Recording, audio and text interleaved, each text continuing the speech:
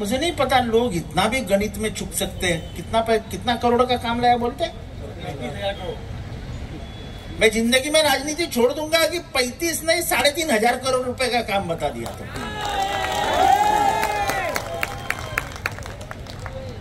हाँ, पैसा लाया। पहले मामा को मालूम है किधर किधर से पैसा लाया। ये अलीबाग कॉरिडोर से पैसा आया वो ना मामा, समृद्धि से पैसा लाया, बुलेट ट्रेन से पैसा लाया। प्रोजेक्ट मालूम थे कौन सा प्रोजेक्ट किधर से जाने वाला है, जमीन को 4 गुना भाव मिलने वाला है, उधर ये पहुंच जाते थे, बराबर पहुंच जाते थे। कितने झूठे कागजात बनाए हैं, सब खोलेंगे अभी तो मौका मिलेगा ना बात करने का, अभी तो सब खोलेंगे। ये बाले मामा उम्मीदवार डिक्लेयर हो गया इंडिया अलायंस का। अब तभी तो ऑफिशियली भी अनाउंस नहीं हुआ था। ये पेपर वाले, ये इधर मस्ती करने वाले रहते ना, ये 2-4, इन्होंने नाम चला दिया, बाले मामा को टिकट मिल गया। बस पूरी प्रशासकीय यंत्रणा काम पे लग गई। 4 पोकलेन पहुंच गई इनके गोडाउन के ऊपर। एक बनाया कंक्रीट का रास्ता उखाड़ के फेंक दिया। ये क्या जुल्म है? तुमको कौन सा हक पहुंचता है किसी के पसीने से बने हुए धंधे को हाथ लगाने की? अगर हम पूछे तुमसे कि तुम्हारे गोडाउन क्या गुरुचरण पे नहीं बने हैं? क्या तुम्हारे गोडाउन हर कानून का दायरा पार करके बने हैं? तो फिर अगर इतना ही सच है तो बताओ मंत्री जी, अश्विनी जोशी की बदली क्यों की? क्योंकि अश्विनी जोशी ने पूरे 7/12 का तलाश करना शुरू कर दिया था। और इनके जितने दोस्त थे, त्रिवेदी, त्रिपाठी, शाह, सब इनके दोस्त तो ऐसे ही है ना, सब त्रिवेदी, त्रिपाठी, शाह, अग्रवाल। इनका कोई मात्रे ऐसा दोस्त नहीं रखते हो, छोटी मोटी हस्तियों से दोस्ती नहीं करते हो। और खान, सैयद, ये तो भूल ही जाओ, वो तो दोस्त मंजूरी नहीं उनको।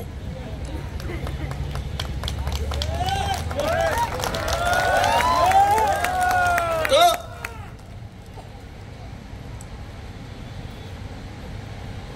मैं अगर मंत्री रहता तो सबसे बड़ा कारोबार भिवंडी का क्या है आज की तारीख में? लूम और गोडाउन। मैं ये कोशिश करता कि 10 साल में मेरा एक निशाना रहता कि जितना हो सके मैं गोडाउन को मदद करूंगा, जितना हो सके मैं लूम को मदद करूं। एक 5 पैसे की मदद की, 5 पैसे की। मैं आपसे पूछ रहा हूं,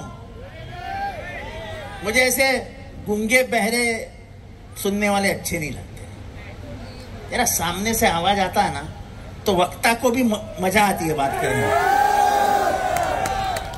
ऐसे बैठे गूंगे जैसे पैरालिसिस हुए ऐसे। अरे तुमसे पूछ रहा हूं, तुम्हारा दुख दर्द हमें और दर्द देगा, हम और जोर से उठ जाएंगे।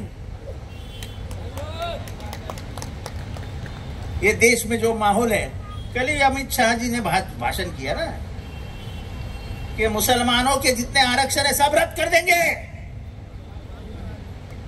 मदरसे जितने बंद कर देंगे। अरे भाई इतना गुस्सा क्यों होते? अरे ये वतन पे जितना तुम्हारा हक है उतना सभी का हक है ना। ये किसी के बाप का हिंदुस्तान थोड़ी है। अरे सभी के खून ने इस जमीन को सींचा है, तो तुम क्या हमारी तकदीर की रेखा भी खींच लोगे क्या?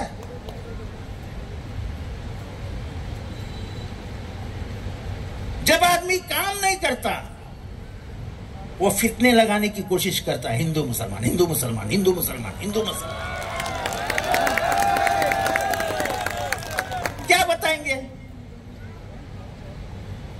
15 लाख तो अमित शाह ने बोल दिया कि मोदी साहब का वो जुमला था, तो वो भूल जाओ, वो तो भूल ही जाओ। अभी उसका इंतजार मत करो, 15 लाख नहीं आने वाला है। अमित शाह जी ने बोल दिया कि वो झूठा था। अभी झूठा कौन बोला?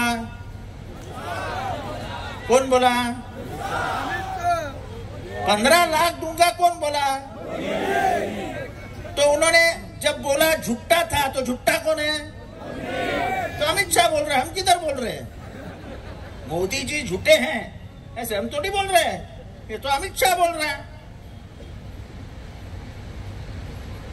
2 करोड़ रोजगार देंगे। इधर एक भी माय का लाल है क्या जो बोलेगा हमको रोजगार मिला हो? तो उठाओ हाथ। मिला? गैस के सिलेंडर का भाव कम हुआ? स्मृति ईरानी ने इसके ऊपर बात की, कहीं दिखाई दिया? ऐसा है पिछले 10 साल में पेट्रोल का भाव 63 से 103 हो गया। महंगाई 10 गुना बढ़ गई। दाल का भाव 3 गुना बढ़ गया। बराबर है? मेरी महिलाएं, मेरी बहनें बताएं, उनको क्यों यार ये किनारे कर दिए यार बहन लोगों को? उनको इधर जगह देनी चाहिए थी ना। ये गलत बात है। अगले बार जब भी तुम आओगे इधर बैठोगे। तुमको ऐसा मुझे देखना अच्छा नहीं लगता है।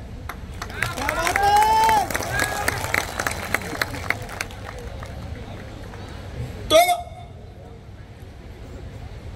सत्ताधारी करके जब सत्ताधारी पक्ष काम करता है तो उन्होंने पिछले जमाने में जो वायदे किए थे वो पूरे करते हुए नजर आने चाहिए। एक भी वायदा पूरा नहीं किया। तो ये बात तो बिल्कुल सच है कि आंदोलन में उनका कोई हाथ नहीं पकड़ सकता है। और हमने ये गलती कर दी कि हमको उसको सत्ता में ला बिठाया। हमारे कांग्रेस वाले, हमारे राष्ट्रवादी वाले, हमारे शिवसेना वाले, हमारे समाजवादी वाले, हम लोग स्मृति ईरानी की इतनी अच्छी एक्टिंग नहीं कर सकते। वो कैसी लेके आती थी सिलेंडर और रास्ते पे बैठ जाती थी। कैसे कैसे कैसे बात करती थी। इसलिए स्मृति ईरानी विरोधी पक्ष में ही अच्छी है, सत्ता में जाती है तो बदल जाती है। तो इसलिए आपकी जिम्मेदारी है कि उनको सत्ता पक्ष में न रखते हुए विरोधी पक्ष में लाके रखो तो अच्छा काम करते हैं। रास्ते पे आते हैं, आंदोलन करते हैं, और जो सत्ताधारी पक्ष है उसको सीधे रास्ते पे चलने के लिए मजबूर कर देते हैं। आज देश के हालात क्या है? ये लोकसभा की इलेक्शन है। मैं ये टोरेंट, ये मामूली बातें हैं, ये बाला मामा ऐसे करके छुड़वा देगा। बात देश के ऊपर होनी चाहिए। उत्तर प्रदेश पे में रोड रोलर किसके ऊपर चढ़ाए गए उसकी बात होनी चाहिए। दिल्ली के दंगों के बाद किसके घर तोड़ाए गए उसके ऊपर होनी चाहिए। 370 कलम हटाने के बाद कश्मीर में क्या हुआ उसके ऊपर होनी चाहिए। जिन चीजों पे तुमने 2014 का चुनाव लड़ा था वो चीजों का क्या हुआ उसके ऊपर होना चाहिए। ये मैं अंदर का रास्ता बनाऊंगा और मैं तुमको गांव सुधार के दूंगा, ये काम लोकसभा का नहीं है। ये तुमको मूर्ख बनाने की लाइन है। वो 10 साल वही करता आया। महानगर पालिका है ना, एक सेंट्रल मिनिस्टर फोन कर देता कि मैं 1000 करोड़ रुपया भेज रहा हूं, भिवंडी में जितने संडास है सब ठीक कर दो, हो जाता। आप तो उसके मिनिस्टर थे ना, आप तो वजीर थे, मंत्री थे, भेज देते। पर आपको तो शौक बड़े हैं ना।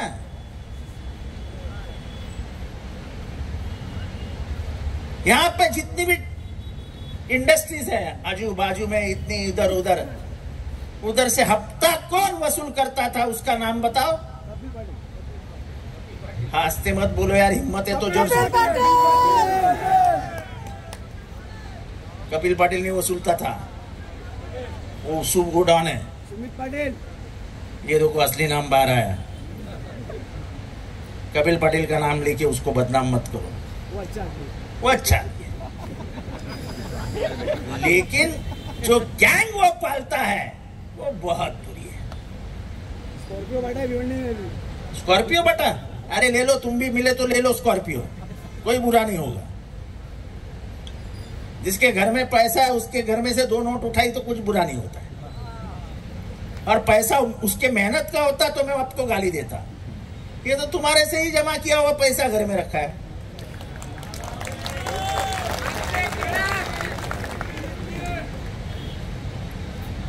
हम ये जरूर कहेंगे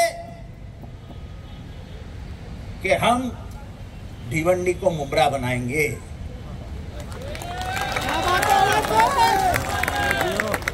मुब्रा बदला कि नहीं बदला? रास्ते अच्छे हुए कि नहीं हुए?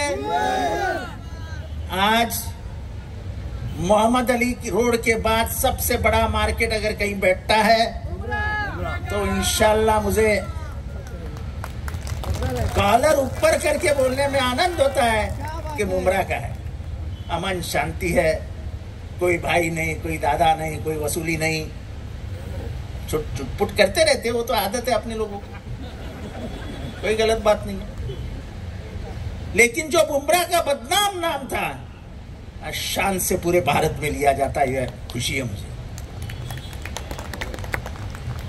एक बैंक नहीं थी 2009 में, आज 11 बैंक है, 11 बैंक। एक एटीएम मशीन नहीं था, आज 20 से 21 एटीएम मशीन है। और काम सिर्फ मुमरा में नहीं हुआ, कलवा में भी हुआ। हम बात जब सेक्युलरिज्म की करते हैं, मौजूदा हालात को देखते हुए, आप तो सेक्युलरिज्म का नाम ही हटाने की कोशिश कर रहे हैं। आपने हटाया। जब पर्चियां बांटी गई थी नए संसद भवन में, जब उन्होंने कॉन्स्टिट्यूशन का पहला पन्ना बांटा तो उसमें से सेक्युलरिज्म का नाम ही निकाल दिया था। जब बवाल खड़ा हुआ तो फिर जाके बोला प्रिंटिंग मिस्टेक हो गई है। इनके दिल में जो है वो प्रिंटिंग मिस्टेक थी, क्योंकि ये इस देश को सेक्युलर रखना नहीं चाहते। मेरी महिलाएं यहां पे बैठी है, पूरे भिवंडी के महिलाओं को जाके बोलो, जिस तरीके का व्यवहार मेरे मणिपुर के बहनों से हुआ था, जब उसको नंगा रास्ते पे घुमाया था, उनके ऊपर अत्याचार रास्ते पे किए गए थे, जब महिला चिल्ला रही थी, ये तो छोड़ दो कि प्रेस वाले बता भी नहीं रहते। आपको नहीं बोल रहा हूं, गलत मत लेना, लेकिन बड़े बड़े प्रेस वालों गायब हो गए। ये देश इंदिरा गांधी का देश है। एक औरत जिसने खुले सभा में अमेरिका को बोल दिया था कि किसी भी जुल्म और जबरदस्ती का सहन ना तो मैं करूंगी और न मेरे लोग करेंगे। तुमको जितनी दादागिरी करना है कर लो, हम आपके सामने नहीं झुकेंगे। ये थी इंदिरा गांधी। हमें फख्र है कि वो औरत हमारी प्राइम मिनिस्टर थी, कोई पुरुष से कम नहीं थी। जब हम बाहर देश जाते हैं तो लोग पूछते हैं मणिपुर में क्या हुआ, क्या बोले हम उनको कि हमारे बहनों को नंगा कर दिया था, क्या बोले उनको कि हमारे बहन के ऊपर बलात्कार किया गया था। क्या दुनिया वाले पूछेंगे नहीं कि तुम लोग क्या अंधे थे? मुझे यह नहीं समझ में आता आज के रोज में कि भारत के आवाम को गुस्सा आना क्यों कम हो गया है। क्या हो गया है भारत के आवाम को इतना अन्याय और अत्याचार बढ़ता हुआ देख रहा है। वो बेंगलोर में एक अकेली लड़की उतरी स्कूटर से, बिना पर्दा निशीन थी, उसके पास पहुंचे सब हमारे बजरंग दल के गुंडे। अरे साला, वो औरत को सलाम करना चाहिए, घबराई नहीं। पर ये कौन सा तरीका है कि एक लड़की चल रही है और 100 गुंडे उसके पीछे चिल्ला रहे हैं। ये हिंदू संस्कृति नहीं है, हम हिंदू ऐसे नहीं हैं। कितना वो हिंदू है उससे ज्यादा मैं हिंदू हूं, और किसी का सर्टिफिकेट लेने के लिए मोहताज नहीं हूं।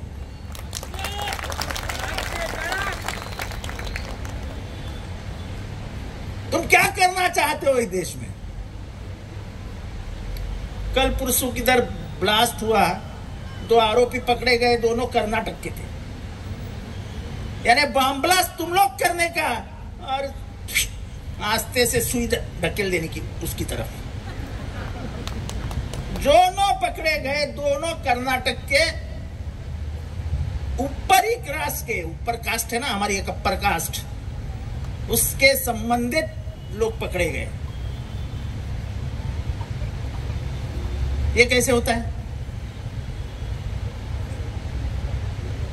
मोदी जी को ये टोपी पहना गई, किधर कोई हमारी टोपी?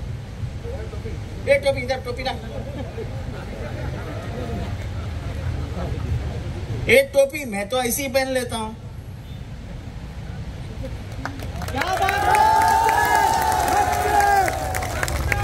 इससे क्या होता है? इससे किसी का धर्म भ्रष्ट होता है? इससे किसी का धर्म भ्रष्ट होता है क्या? लेकिन दुनिया को दिखाने के लिए जब ये टोपी पहनाने गए तो उन्होंने कहा नहीं, मैं ये टोपी नहीं पहन सकता।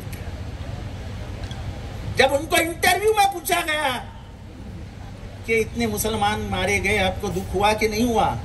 बोले गाड़ी के नीचे कुत्ते आते हैं और मर जाते हैं तो दुख तो होता ही है। तो इंसान को कुत्ता कहने का कौन सा तरीका है? महंगाई बढ़ रही है, बेरोजगारी बढ़ रही है। आपको इलेक्टोरल बॉन्ड्स के बारे में मालूमात है कि नहीं? हाथ उठा के बताओ, इलेक्टोरल बॉन्ड्स किसको मालूम है? सच बताओ, सच सच बताओ, किसको मालूम है? देखो अनजान कितने लोग हैं। देखो कैसे लड़ोगे बीजेपी से, कैसे लड़ोगे बीजेपी से जब तुम्हें मालूम ही नहीं कि देश दुनिया का सबसे बड़ा कांड कौन सा है? तो वो इलेक्टोरल बॉन्ड्स का कांड है। कैसा कांड है?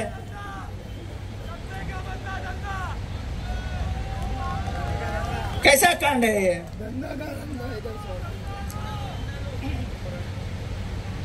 अभी ये एक बड़े कंपनी के मालिक है, इनके गले में डाल दिया फंदा। देखो ऐसा फड़फड़ाने लगे ना, फिर वो छुड़ाने के लिए थोड़ी सी सेल कर देने की। फिर वो पूछेंगे अरे छोड़ दो ना भाई, तो बोलेंगे तेरा धंधा क्या है? तो वो ये बोलेंगे मैं रास्ता बनाता हूं। तो बोलेंगे ये ले तुझे 10,000 करोड़ रुपए का रास्ता देते हैं, ये भी खुश। तो ये बोलेंगे हाँ हाँ दे दो ना साहब, मैं आपको 1,000 करोड़ रुपए आप भी दे देता हूं। यानी एक तरफ चंदा दो, चंदा मिला धंधा लो, चंदा दो धंधा लो, चंदा दो धंधा लो। अरे देश बेचने का काम कर रहे थे। हमारे थाना में और तुम्हारे भिवंडी के नजदीक ब्रिज बना है, रास्ता बना है समृद्धि, उसमें कॉन्ट्रैक्टर है मेगा इंजीनियरिंग, उसको 14,000 और 15,000 का काम मिला है। ये 15,000 का था, थाना का 14,465 करोड़ का था, ये 15,500 कुछ करोड़ का है। ये 2 काम मिले, उन्हें धंधा ले लिया और 1,000 करोड़ रुपए का चंदा दे दिया। ये तो ऑथोराइज्ड करप्शन हो गया। अब मुलाकात देते हैं तो मोदी जी कहते हैं हमने कैसे ट्रांसपेरेंसी रखवाई थी, ये देखो। अभी लोगों को नहीं समझता है कि मोदी जी 30 अक्टूबर को जब तुम्हारा वकील कोर्ट में गया था पहली बार, तो तुमने इंग्लिश में यह कहा था कि if the country talks about electoral bonds and they are opened, it will create commotion in the country. commotion का मतलब क्या है? हाहाकार, यानी बेदिली मच जाएगी। अगर हम इलेक्टोरल बॉन्ड्स की मालूमात खोल देते हैं तो बेदिली मच जाएंगी। क्या बेदिली मच जाएंगी? आप लोगों से क्यों छुपाना चाहते थे? अब जब आप कह रहे हो कि हमने ही वो ट्रांसपेरेंसी करवाई, तो फिर आप छुपाना क्यों चाहते थे? फिर उस दिन पहले बार उन्होंने 15 दिन की तारीख मांग ली। जब 15 दिन हो गए तो दूसरी बार आए और कहा और 15 दिन चाहिए। सुप्रीम कोर्ट ने सख्त कहा 24 घंटा देते हैं, कोई बड़े कागजात नहीं है, लाके पेश करो। फिर उसको और आगे लेके जाने के लिए एसबीआई ने हरीश साल्वे को वकील किया, जो इंग्लैंड में बैठता है। हरीश साल्वे की फी कितनी है ये आरटीआई में डाला तो एसबीआई बताने को तैयार नहीं। एसबीआई के बाप का पैसा नहीं है, हमारा पैसा एसबीआई में है। एसबीआई में जो भी पैसा है वो इस देश का पैसा है, वो किसी का बापजादाओं की मालमत्ता नहीं है। हरीश साल्वे एक दिन का 1 करोड़ रुपया लेता है, 1 करोड़। उसने भी जोर जोर से चिल्लाना शुरू किया तो सुप्रीम कोर्ट के मुख्य न्यायाधीश ने कहा, भाई तुम रास्ते पे नहीं खड़े हो और रास्ते के चौक सभा में नहीं बात कर रहे हो, जरा रास्ते से बात करो। और फिर कहा कि 24 घंटे के अंदर पूरा हिसाब ला के सुप्रीम कोर्ट में दो। उसका किसने किसको दिया, किसने किसका लिया, ये सब मालूमात इस देश को मालूम होनी चाहिए। इसलिए आज हमें पता चला कि क्या हो रहा है देश में। कोविड में सबको मालूम है कि इंजेक्शन बहुत फेमस था, उसका नाम था रेमडेसिविर। मालूम है, जानते हो? रेमडेसिविर का नाम जानते हो? कि इधर वो गांवठी अध्यक्ष औषधि चलता था, मालेगांव का औषध चलता था। रेमडेसिविर इतना चलने वाली दवाई थी क्या पूछो मत।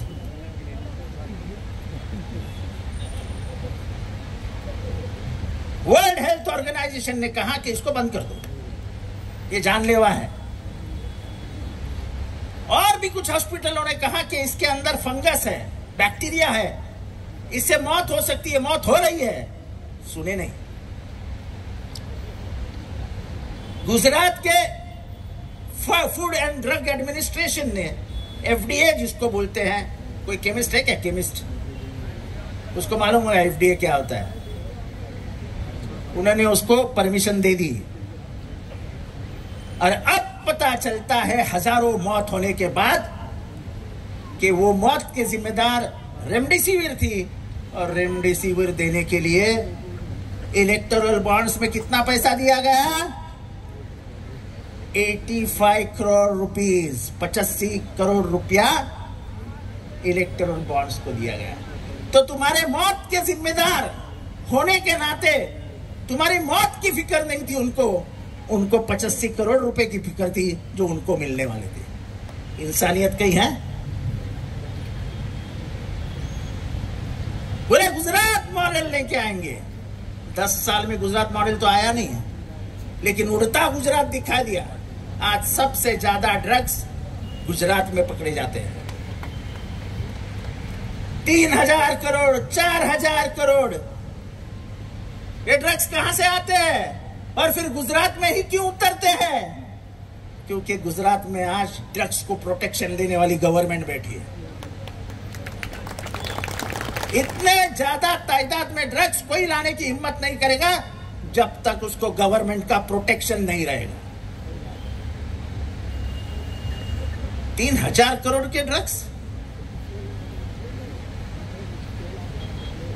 और भाइयों और बहनों, मैं आप सभी लोगों से गुजारिश करूंगा कि हम इंडिया अलायंस में काम कर रहे हैं। अब ये जो बैनर है ना, ये बैनर बदलना पड़ेगा। आज से इधर कोई भी पर्सनल नाम नहीं रहेगा। इंडिया अलायंस के उम्मीदवार बड़ा मामा म्हात्रे रहेंगे। फोटो में शरद पवार, सोनिया गांधी, उद्धव ठाकरे, मुलायम सिंह यादव, अखिलेश यादव, फिर हमारे आपके नेता केजरीवाल, ऐसे सब लोगों के फोटो लगाओ। हमको हम एक है, ये दुनिया को दिखाना। आपसी झगड़े में हम भारत की बर्बादी नहीं चाहते। हमने सुना है कुछ लोग पैसे बांट रहे हैं, उसे ये मालूम है कि मुसलमान ईमान नहीं बेचता,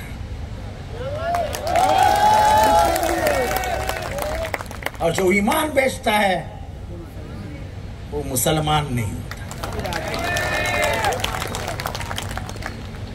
ये चुनाव ऐसा है कि ये लड़ाई उसूलों की है। ये लड़ाई भारत जिंदा रहेगी कि नहीं इसकी है। ये लड़ाई जमहूरियत जिंदा रहेगा कि नहीं उसकी है। अगर भारत के संविधान को मिटने की बात हो रही है और आप किसी से 5,000 और 10,000 और 3 लाख और 1 लाख ले रहे हो, तो आपके जैसा बेशर्म आदमी अल्लाह ऊपर से देख रहा है। जन्नत तो छोड़ दो, क्या बोलते हो उसको, जहन्नम, जहन्नम में भी नसीब नहीं होगा। अल्लाह कोई गलत गलत जगह ढूंढ लेगा तुमको भेजने के लिए, कि जब वक्त तुम्हारे मिट्टी को बचाने का आया, तुम्हारे वतन को बचाने का आया, तब तुमने उंगली खराब करके ली। तुमको जहन्नम में जगह नहीं है, जन्नत तो छोड़ ही दो। ऐसे कुछ लोग हैं, और मैं ऐसा मुंहफट आदमी हूं कि और 10 दिन में अगर ये हरकतें बंद नहीं हुई, जो आप उसकी सुपारी लेके किसी और का नाम ले रहे हो, तो तुम मुसलमान विरोध में काम कर रहे हो। ध्यान में रखो। हम हमारी जान हथेली पे लेके, जितेंद्र आव्हाड पिछले 30 सालों से जान हथेली पे लेके खेल रहा है। धमकियां तो हर दूसरे दिन आती है। घर के ऊपर हमलावर आके भी गए, पकड़े गए, लेकिन जब हक की बात आती है तो जितेंद्र आव्हाड कभी एक कदम भी पीछे नहीं जाता है। उत्तर प्रदेश के अधिकारी आके बैठे थे 3 महीने पहले कि मुमरा में धर्मांतरण हुआ है और बहुत ज्यादा हुआ है। मैं दूसरे घंटे कूद गया, बोला एक नाम बताओ। जैसा ही मैं कूद गया, माहौल गर्म होने लगा। थाना पुलिस ने प्रेस कॉन्फ्रेंस ले लिया कि एक भी धर्मांतरण नहीं हुआ, क्योंकि सवाल पूछने वाला जगह पे खड़ा था। अकलियत के लिए लड़ने वाले सिर्फ अकलियत के नहीं होने चाहिए। ये देश सभी का है, सभी इसके मालिक है। हमें गंगा जमुना की तहजीब बचानी चाहिए। हम ना मुसलमानों को अलग छोड़ सकते हैं, ना हमारे दलित भाइयों को अलग छोड़ सकते हैं, ना हमारे ईसाई भाइयों को अलग छोड़ सकते हैं। हम चारों लोग ऐसे हाथ पकड़ के रहेंगे, तब इस हाथ के बीच में भारत बचा रहेगा।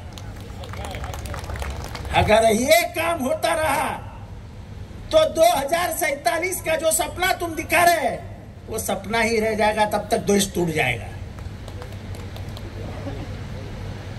मैं तो हमेशा कहता हूं कि ईमानदारी किससे पूछे, मुसलमानों से? देश के प्रति प्यार है कि नहीं, उनसे सर्टिफिकेट मांगते हो? अरे 1947 में जब जिन्ना ने कहा कि तुम्हारे लिए पाकिस्तान बना है, तब इन्हीं लोगों ने कहा कि हम हिंदुस्तान में ही रहना पसंद करेंगे। और प्यार की दुनिया में कौन सी मिसाल हो सकती है? और प्यार की ऐसा है, 2-4 मुसलमानों ने कुछ किया तो सब मुसलमान उसका जिम्मा नहीं उठा सकते हैं। किसी एक कौम को बदनाम करने के लिए किसी एक आदमी को खड़ा मत करो। मैं तो कहता हूं, मैं कोविड से बच गया। पूरे कलवा मुमरा में मेरे लिए दुआ होती थी। कलवा मुमरा से मेरे बीबी को कम से कम दिन में 1000 फोन आते थे। और खास करके औरतों के आते थे कि बोलो साहब कैसे है। औरतें रोती थी मेरे बीबी के कान में। ये प्यार मुझे बचा के लेके आया, वरना मैं तो गया था। ये प्यार का मतलब हिंदुस्तान है। देश 5 कोस पे बदले पानी, 5 कोस पे बदले वानी। यहाँ पानी पियोगे गोदावरी का, पानी पियोगे जमुना का, पानी पियोगे गंगा का, तो आपको अलग जायका नजर आएगा। बदल जाता है। हमारी हिंदी और तुम्हारी हिंदी बदली हुई है कि नहीं? हमारी हिंदी पे लोग हंसते हैं कि क्या हिंदी बात करता है यार, पर हमारी हिंदी है। तो यही है भारत, अनेकताओं में एकता। ये है इस देश की विशेषता। हम कपड़े में अलग रहेंगे, हम पैंट में अलग रहेंगे, हम भाषा में अलग रहेंगे, लेकिन हमारी खून और हम जिस मिट्टी से प्यार करते हैं वो एक ही है, और वो मेरे भारत की मिट्टी है। अगर इस भारत के मिट्टी को दाग लगाने की कोई कोशिश कर रहा है तो मुझे हाथ उठा के बताओ कि तुम उसके खिलाफ लड़ोगे कि नहीं लड़ोगे। ये सिर्फ हाथ उठा के मत बताओ। जान दे देंगे। सुबह 7 बजे जब टेबल लगता है ना, मैं भी मुसलमान एरिया से आता हूँ। मेरा हल्का 40% मुसलमान है और 60% हिंदू है। सुबह 7 बजे जब वोटिंग टेबल लगता है ना, तो 8:30 पहले कोई वोटर आता ही नहीं है, क्योंकि हमारे लिए तो छुट्टी का दिन है ना। तो हम बीवी को बोल देते हैं रात को ही कि हम तो आज जरा आराम कर लेंगे, जरा गोश्त मंगवा लेना, अच्छा गोश्त बनवाना, बिरयानी बनवाना, हम दोपहर को खा के फिर वोटिंग को जाएंगे। फिर बीबी भी बेचारी क्या करेगी? अच्छी बिरयानी बनाती है, गोश्त का कोरमा बनाती है, अच्छी चपाती रोटी बनाती है और मर्द को खाने को देती है। मर्द खाता है, नीचे जाके पान खा के आता है और फिर सो जाता है। और सोने के बाद उसको 5 बजे दिखता है, 5 बज गए, अल्लाह भाग दौड़ के नीचे उतरते हैं क्या? नहीं, अभी जाने दो यार, टाइम हो गया। अगर तुम वोटिंग नहीं करोगे तो तुम्हें जमहूरियत में बोलने का कोई हक नहीं है, कोई हक नहीं है। तुम्हें सरकार के खिलाफ बात करने का कोई अधिकार नहीं है, क्योंकि डॉक्टर बाबा साहब अंबेडकर ने तुमको वोट दिया है सरकार चुनने के लिए। बोलने के लिए तो 100 तैयार हो जाएंगे, लेकिन अगर 10 ही उसमें से वोट गिरेंगे तो 90 को चुप बैठने के सिवा कोई अधिकार नहीं। मार खा रहे हो ना, खाओ, क्योंकि जब वक्त आया था तुमको सरकार बदलने का, तुम बिरयानी खा रहे थे। तो अल्लाह भी देख रहा है कि इनको सबक मिलना चाहिए। ये अल्लाह सबक सिखा रहा है कि तुमको वोट का अहमियत नहीं है, वोट का तुमको कोई इंपॉर्टेंस नहीं है। अरे अगर 80% लोग भिवंडी से उतर गए सुबह, अगर बीबी तय कर ले, बीबी का काम है, मर्द तो कभी नहीं करेंगे। अगर बीवियों ने तय कर लिया कि मेरे मर्द को 6 बजे उठा के फजर का नमाज पढ़ा के बोल दूंगी कपड़े पहनो और जाओ वोटिंग को, मैं भी आती हूँ साथ में। दोनों मियाँ बीबी निकले, पहले वोटिंग को गए, वोट किया, फिर गोश्त के दुकान में जाओ। होश लेके आओ, फिर बिरयानी खाओ, सो जाओ, कोई परवाह नहीं। पर तुम सो जाओगे तो ये देश की जमहूरियत सो जाएगी।